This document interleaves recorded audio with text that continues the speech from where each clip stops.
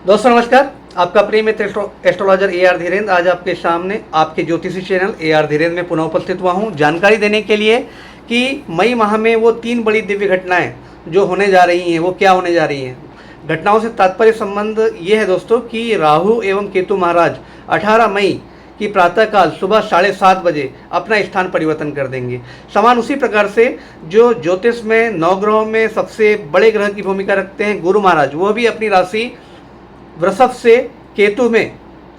से मिथुन में 14 मई की रात्रि 11:30 बजे परिवर्तित कर जाएंगे। दोस्तों ये नया गोचर जो होने जा रहा है, इससे वृषभ राशि के जातकों के जीवन में क्या प्रभाव आ सकता है, क्या घटनाएं घटित होंगी, क्या संभावित वो घटनाएं जो वृषभ राशि के जातकों को जानना बेहद आवश्यक है। गोचरीय परिवर्तन जो कि बहुत बड़े ग्रहों के रूप में हो रहा है दोस्तों, क्योंकि राहु एवं केतु भी प्रभाव से काफ़ी बड़े ग्रह माने जाते हैं। क्यों? क्योंकि ये है मात्र छाया ग्रह, लेकिन किसी की छाया को बिगाड़ सकते हैं, किसी की पर्सनालिटी को बिगाड़ सकते हैं, और देने पे आए तो किसी को कुछ भी दे सकते हैं, तब तो ताज दे करके आसमान की ऊंचाई पे भी उठा सकते हैं। ये ऐसे प्लेनेट है, इनका कोई अस्तित्व नहीं है, पर जिस ग्रह के साथ जुड़ जाए उसके अस्तित्व को बढ़ा देने वाले होते हैं। यदि किसी पाप ग्रह के साथ बैठ जाए तो उस पाप ग्रह की पाप क्षमताओं को आसमान की ऊंचाई तक बढ़ा देंगे। किसी शुभ ग्रह के साथ बैठ जाए तो शुभ ग्रह के राशि अनुकूल और उसके व्यक्तित्व, उसके स्वभाव के अनुकूल उसके गुणों को इतना बढ़ा देंगे कि आसमान की ऊंचाई तक पहुंचा देंगे। तो इसलिए इनको प्रभाव से बहुत बड़ा माना जाता है, जबकि इनका अस्तित्व ब्रह्मांड में नहीं, मात्र छाया रूप में। लेकिन ये छाया भी कितनी खतरनाक है, क्योंकि जब किसी की बस छाया लग जाती है, बोलते हैं ना, किसी को जादू लग गया, भूत लग गया, प्रेत लग गया, शैतानी बाधा लग गई, तो एक प्रकार से छाया ही होती है। जब कोई खराब छाया आपके जीवन में आ जाए तो आपका जीवन किस कदर नष्ट कर सकती है, ये राहु और केतु से अच्छा कोई नहीं बता सकता है। समान रूप से दूसरी बात, जब गुरु महाराज अब आपकी कुंडली में आपकी वृषभ राशि के ऊपर जो गोचर कर रहे थे पिछले 12 माह से, उनका भी गोचर 14 मई के दिन से परिवर्तित होकर के मिथुन राशि में आपके जीवन में आ चुका है। तो अब ये संयुक्त रूप से राहु केतु एवं शनि, ये राहु केतु एवं गुरु महाराज, ये आपके जीवन में क्या प्रभाव देंगे, ये समझना बहुत आवश्यक है दोस्तों। आप वृषभ राशि के जातकों के लिए जीवन में वो क्या 2 से 3 मुख्य घटनाएं या बड़ी घटनाएं घटित हो सकती हैं जो आप जातकों को जानना बेहद आवश्यक है। मैं उसी टॉपिक के ऊपर मैं आपके सामने फिर से आ रहा हूँ दोस्तों। पहले मैं गोचर कुंडली आपके जैसे देख लूँ तो वृषभ लग्न की कुंडली या वृषभ राशि कुंडली में लग्न में गोचर चलेगा। लग्न में मतलब ये मान के चल लें कि सूर्य महाराज का गोचर रहेगा आपका 18 मई से अगर हम देखें तो जो एकादश भाव में, जो 12वें भाव में जो सूर्य महाराज की जो आपकी पोजीशन थी वो लगन में आ चुकी होगी। उसके बाद गुरु महाराज की पोजीशन जो लगन में थी, यानी वृषभ राशि आपके लगन में, आपकी राशि के ऊपर में ही वो विद्यमान थे, उनका गोचर आपके धन स्थान में हो जाएगा। पहले हम गोचर ग्रहों की बात कर लेते हैं, फिर प्रभाव की बात करेंगे। अगला, जो मंगल नीच अवस्था में जो कंटिन्यू चल रहे हैं आपके तृतीय भाव में, वो वैसे ही चलते रहेंगे, ठीक है। केतु आपके जो कन्या राशि में आपकी कुंडली के 5वें भाव में, जो बुद्धि विवेक शिक्षा संतान का भाव होता है, वहाँ पे विद्यमान थे, वो वक्री चाल से गोचर करके आपके सुख भाव में प्रवेश करने जा रहे हैं। घटना का संबंध, जो पहली घटना का संबंध यहीं से दोस्तों, जो मैं आपको थंबनेल में स्पष्ट रूप से बताया है। अगला गोचर देख लेते हैं। राहु महाराज चूंकि आपके एकादश भाव, लाभ भाव, जो आपका सोर्स ऑफ इनकम का भाव है, वहाँ पे जो गोचर कर रहे थे, वहाँ से वो परिवर्तित होकर आपके 10वें भाव, आपके कर्म भाव में राहु का गोचर होने जा रहा है 18 मई से। तो ये गोचर हो गया। चंद्रमा तो 2.25 दिन में राशि परिवर्तन कर लेते हैं, 2.25 से 2.5 दिनों के अंदर में उनका राशि परिवर्तनशील होते रहता है। लेकिन 18 मई का यदि हम गोचर देखें तो चंद्रमा का भी गोचर आपके भाग्य भाव में दिखाई दे रहा है, मकर राशि पर, अच्छी बात है। उसके बाद हम देखें कि 2 दिव्य जो ग्रह आपकी मीन राशि, मतलब जो आपके लाभ भाव में, एकादश भाव में जो मीन राशि थी, जहाँ पे 5 ग्रहों का एक प्रकार से योग चल रहा था, जिसमें सूर्य भी थे, राहु भी थे, शनि भी थे, है ना। उसके बाद आपके सूर्य भी थे। ये सब 4 से 5 ग्रहों का जो योग चल रहा था, इसमें एक दुर्योग, बहुत बड़ा योग चल रहा था। क्या दुर्योग था वो? शनि और राहु का पिशाच योग, शनि और राहु का शैतानी योग, जो शैतानी योग से भी आपको 18 मई से मुक्ति मिलने वाली है। जिस बेहद श्रापित और खतरनाक और इंसान के जीवन को झकझोर कर देने वाला जो दुर्योग था, वो भी दुर्योग इस 18 मई को समाप्त होने वाला है दोस्तों। ये दूसरी घटना है। जो मैं 2 घटनाओं के बारे में आपको दिया था, वो दूसरी घटना ये है कि जो पिशाच योग की स्थिति, जो शनि राहु की उपस्थिति से जो आपके लाभ भाव में बनी हुई थी, वो भी आपका समाप्त होने जा रहा है। अगली तीसरी बड़ी घटना ये कि राहु महाराज अब आपके लाभ भाव से आपके 10वें भाव, आपके कर्म भाव, आपके कार्य क्षेत्र के भाव में प्रवेश करने जा रहे हैं। ये तीसरी घटना है। तो दोस्तों ऐसी मिली-जुली 3 घटनाओं से युक्त आपका मई मंथ वृषभ राशि के जातकों के मई महीने का परिणाम क्या घटित होगा। तो सबसे हम गोचर के आधार पर जो मैंने आपको ग्रहों की स्थिति बताया, मैं प्रभाव बता दूं। लग्न में सूर्य के आ जाने से दोस्तों आपके व्यक्तित्व और स्वभाव और पर्सनालिटी में तेज तर्राटपन बढ़ता चला जाएगा। स्वभाव में आप पुरुषार्थ, साहस, लीडरशिप क्वालिटी आप महसूस करेंगे। आप जो भी काम करेंगे अच्छे प्रेजेंस ऑफ माइंड के साथ, अच्छे व्यक्तित्व के साथ, अच्छे गुडविल के साथ काम करेंगे और उससे सफलता भी प्राप्त करेंगे। ये सूर्य का गोचर आपके लिए बहुत अच्छा रहेगा। हालांकि बहुत मित्रवत संबंध नहीं होते हैं दोस्तों, लेकिन फिर भी हम ये माने कि वृषभ राशि के लग्न में सूर्य के आ जाने से एक सकारात्मक पहलू ही आपके जीवन में आएगा, ये सूर्य के गोचर से। द्वितीय गोचर आपका गुरु का हम देख लेते हैं। गुरु महाराज आपकी पत्रिका में चूंकि लगन में विद्यमान थे साल भर से, तो लगन में बैठे हुए होने से आपके लग्न स्वभाव, व्यवहार, व्यक्तित्व को धार्मिकता की ओर, प्रगति की ओर, प्रोग्रेस की ओर लेके जा रहे थे। अब उनका स्थान परिवर्तन होकर के चूंकि धन स्थान में आ चुके हैं, और धन स्थान में मिथुन राशि, मतलब आपके धन स्थान में मिथुन राशि है जो कि बुध महाराज की राशि है।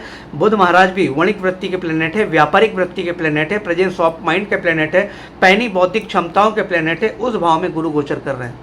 बुध बुद्धि देते हैं, गुरु ज्ञान देते हैं।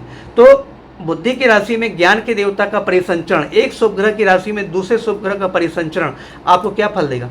जब भी दोस्तों गुरु जिस स्थान में बैठते हैं द्वितीय भाव में, वैसे गुरु को कारकत्व तो मिला भी हुआ है, लेकिन बहुत अच्छा प्रभाव इसलिए नहीं देखा गया है कि जब भी गुरु का द्वितीय भाव में अकेला गोचर होता है तो परिवार संबंधी कष्ट पैदा कर देते हैं, फैमिली में विद्रोह पैदा कर देते हैं या फैमिली में विछोह पैदा कर देते हैं। आर्थिक स्थितियां नरम गरम रहती है, बहुत अच्छी नहीं कह सकते, बहुत खराब नहीं कहते, लेकिन अपने गोचर काल में आर्थिक स्थितियों को बहुत ज़्यादा मजबूत नहीं करते द्वितीय भाव के गुरु।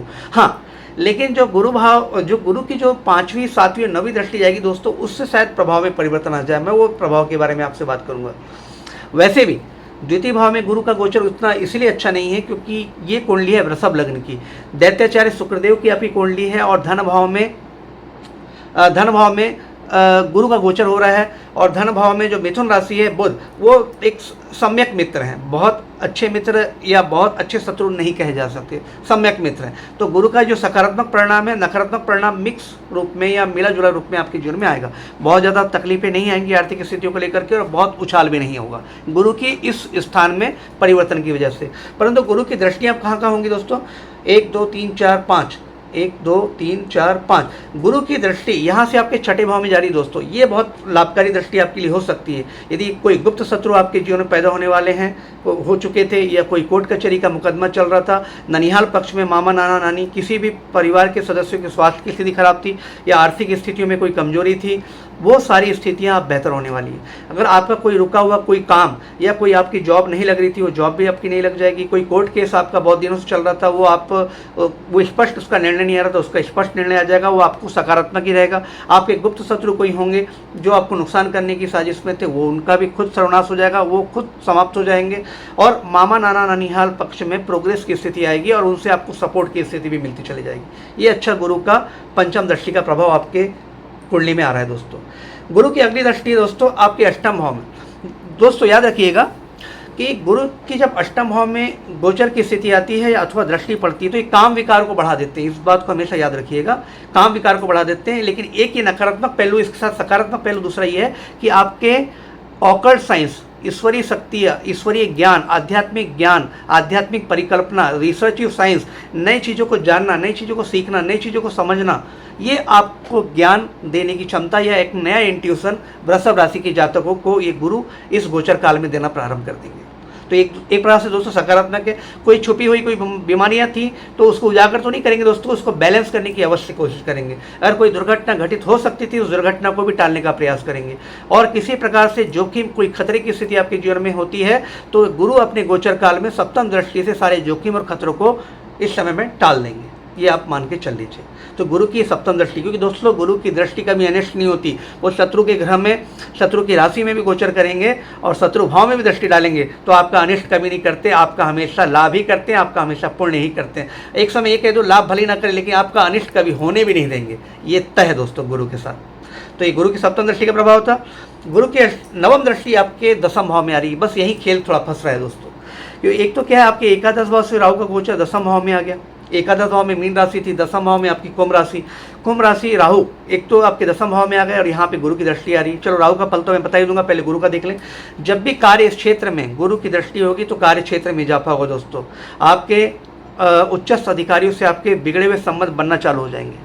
आपको कार्य क्षेत्र में प्रतिष्ठा मिलना चालू हो जाएगी। कार्य क्षेत्र में प्रगति का योग आपको दिखाई देगा और कार्य क्षेत्र में एकदम सतत रूप से आपको प्रगति महसूस होने लग जाएगी। आपके काम अच्छे बनने चले जाएंगे। व्यापारी व्यक्ति हो, व्यवसायी व्यक्ति हो तो व्यवसाय में तेजी आपको महसूस होगी, व्यापार तेजी से होगा, धन का आगमन तेजी से हो जाएगा, क्योंकि गुरु धन स्थान में गोचर कर रहे हो। धन स्थान से आपके दसम भाव कर्म क्षेत्र में नवम दृष्टि डाल रहे हैं, तो नवम दृष्टि और धन स्थान की स्थिति, दोनों स्थिति आपको आर्थिक लाभ बहुत ज़्यादा मात्रा में इस गोचर काल में दे सकती है। आर्थिक वृद्धि के लिए गुरु की ये दृष्टि, नवी दृष्टि आपके दसम भाव में बहुत अच्छी रहेगी। ये सकारात्मक पहलू आपके कार्य क्षेत्र में गुरु डाल रहे हैं। परंतु दोस्तों ये तो गुरु की दृष्टि की बात थी। अब हम यहाँ बात करते हैं गोचर के जो राहु है आपके लाभ भाव से आपके कर्म क्षेत्र में आ रहे हैं। तो दोस्तों ये मान के चल लीजिए कि लाभ भाव में गुरु जब राहु का गोचर होता है तो अनायास लाभ की स्थिति जीवन काल में बनी रहती है। तो वो लाभ की स्थितियाँ तो खराब नहीं होंगी, परंतु बहुत ज़्यादा आपको ये हो सकता है कि परिश्रम करने की अवस्था में राहु डालने का प्रयास करेंगे। एक तरफ राहु आपके दसम भाव में आएंगे तो परिश्रम करवाएंगे,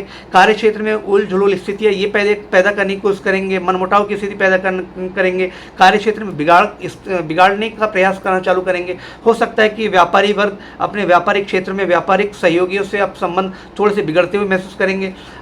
कोई जो व्यक्ति सरकारी कार्य क्षेत्र में नौकरी कर रहा हो, प्राइवेट कार्य क्षेत्र में जॉब कर रहा हो, तो उनके उच्च अधिकारियों से मनमुटाव की स्थिति अगर बनती नजर आ रही है तो ये राहु की गोचर की वजह से ही होगी।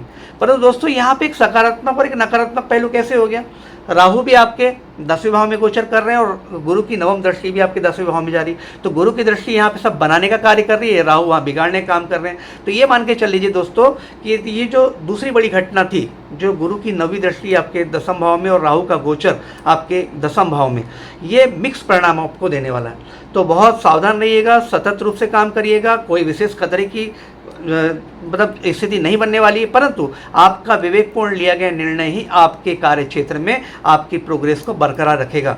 चाहे आप व्यापार करते हो, चाहे नौकरी करते हो, क्योंकि एक तरफ आपको गुरु सपोर्ट कर रहे हैं, एक तरफ राहु बिगाड़ने का प्रयास कर रहे हैं। तो आपको विवेकपूर्ण निर्णय लेना है, सटीकता से निर्णय लेना है कि आपके लिए क्या सही रहेगा, क्या गलत रहेगा। दोस्तों एक बड़ी घटना ये भी हो सकती है, राहु का दसम भाव में गोचर और सप्तम दृष्टि इनकी माता भाव पे आ रही, सुख भवन वाहन। तो हो सकता है कि एक निकृष्ट घटना ये हो सकती है कि पिता के स्वास्थ्य में अचानक हानि या आपकी किसी प्रॉपर्टी का लॉस होने का योग दिखाई देता है यहाँ पे। तो इसीलिए भी सावधान, प्रॉपर्टी का लॉस या पिता के स्वास्थ्य में हानि या पिता के साथ किसी प्रकार की दुर्घटना होने का भी योग दिखाई देता है यहाँ पे। ये अच्छा गोचर एक प्रकार से है भी, नहीं भी, मिक्स परिणाम यहाँ पे आने वाले दोस्तों। राहु अपना कार्य करेंगे, बृहस्पति महाराज दृष्टि के आधार पर अपना कार्य करेंगे। तो राहु की जब दसम भाव में पोजीशन आती है तो कार्य क्षेत्र में या तो बहुत प्रगति दे देते हैं। यदि आपकी जन्म पत्रिका में राहु अच्छे स्थानों में अच्छे ग्रहों के साथ लग्नेश पंचमेश नवमेश के साथ बैठे हुए हैं, तो ये जो राहु है आपका बिगाड़ेगा नहीं दोस्तों, ये आपको अच्छा ही दे के जाने वाला है। परंतु दोस्तों यदि आपकी कुंडली में भी 6, 8, 12 में राहु या किसी पापी ग्रह के साथ या पाप अवस्था में राहु पाए जाते हैं, तो ये राहु आपके पिता के स्वास्थ्य की हानि कर सकता है या उनके जान की भी हानि करने का प्रयास कर सकता है। हो जाएगा ऐसा नहीं है, लेकिन प्रयास पूरा करेगा। या फिर आपके प्रॉपर्टी में किसी प्रकार का इजाफा की जगह नुकसान करने का भी योग राहु यहाँ पे अपनी दृष्टि से बना सकते हैं। अगला गोचर जो आपके 5वें भाव में जो 5वें भाव में जो कन्या राशि में जो केतु महाराज उपस्थित थे, वो 18 महीने बाद आपके सुख भाव, आपके चतुर्थ भाव होता है भूमि भवन भूमि भवन प्रॉपर्टी जमीन जायदाद संपत्ति का और आपके सुखों का और माता के भाव का, वहाँ पे केतु का जो गोचर हो गया है 18 मई से, ये आपके माता के स्वास्थ्य के लिए भी आपको चिंतित कर सकता है। प्रतिष्ठा की हानि से बचने का भी आपको प्रयास करना चाहिए। सिंह राशि के केतु हैं दोस्तों। सिंह राशि मतलब जब भी केतु और राहु सिंह राशि के अधिपति सूर्य या उनकी राशि में गोचर करते हैं, सूर्य को नुकसान पहुंचाने का प्रयास करते हैं। तो ये केतु का प्रभाव आपकी प्रतिष्ठा को हानि पहुंचा सकता है, आपके यश को हानि पहुंचा सकता है, आपकी मन की शांति को भंग कर सकता है, बेचैन कर सकता है। अशांति, व्यग्रता और चिड़चिड़ेपन में आप लिए गए निर्णय से बचने का आप प्रयास करेंगे इस बीच में, नहीं तो आपको नुकसान होने की 100% संभावना है। ये अच्छा गोचर एक प्रकार से नहीं भी है दोस्तों। अगली बात, गुरु जब केतु यहाँ पे चतुर्थ भाव में गोचर करते हैं तो आपके संपत्ति में तो बहुत ज़्यादा प्रगति की अवस्था नहीं देख, अपितु बल्कि नुकसान की स्थिति ज़्यादा दर्शाते हैं, लेकिन आपके लिए गए विवेकपूर्ण निर्णय आपको इस प्रकार के नुकसान से बचाने में काफ़ी सक्षम होंगे। तो ये केतु और राहु का जो मिक्स परिणाम आपके जीवन में जो आने वाला है 18 मई के बाद, दोस्तों कहीं लाभ है तो कहीं हानि है। गुरु आपको हर जगह बचाने का प्रयास कर रहे हैं, तो केतु और राहु आपसे काफ़ी कुछ लेने की कोशिश कर रहे हैं। तो आप मानसिक तौर पे, विशिष्ट तौर पे शांत रह करके किसी निर्णय पे आप पहुंच करके अपने जीवन में कदम रखिएगा। दोस्तों ये मेरा विश्वास है कि राहु हो या केतु, ये महाविनाशकारी होते हैं लेकिन महाफल देने वाले भी होते हैं। उनकी आप पूजा करके, आराधना करके, राहु मंत्र और केतु मंत्र का आप जप करके आपकी मानसिक शांति, सुख संपत्ति, प्रॉपर्टी, वैभव और कार्य क्षेत्र में सतत प्रगति को आप बरकरार रखने का प्रयास कर सकते हैं। तो आज की जानकारी इतनी ही दोस्तों। अगली राशि के लिए फिर मैं पुनः उपस्थित दूंगा, तब तक के लिए मुझे आज्ञा दीजिए। आपका प्रेमित एस्ट्रोलॉजर AR धीरेन्द्र। हाँ दोस्तों, एक बात और, यदि मेरी वीडियो या मेरी जानकारी आपको कहीं से भी रिलेट की हो या आपको पसंद आई हो, तो मैं आपसे एक निवेदन करूंगा कि मेरे चैनल को लाइक, शेयर एंड सब्सक्राइब जरूर करें। तब तक के लिए मुझे आज्ञा दीजिए दोस्तों। आपका प्रेमित एस्ट्रोलॉजर AR धीरेन्द्र। धन्यवाद।